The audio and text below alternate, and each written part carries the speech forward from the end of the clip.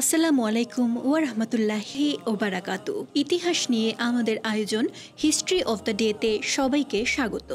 আজ আমরা ইতিহাসের পাতার ১৯ নভেম্বর নিয়ে কিছু জানব। ১৯৯৫ সালের আজকের দিনে বাংলাদেশ সরকার হুমায়ুন আজাদের নারী বইটি নিষিদ্ধ ঘোষণা করে। ১৮৬৩ সালের এই দিনে মার্কিন প্রেসিডেন্ট আব্রাহাম লিঙ্কন গেটিসবার্গে তার বিখ্যাত স্বাধীনতার ভাষণ দেন। Shall not perish from the earth.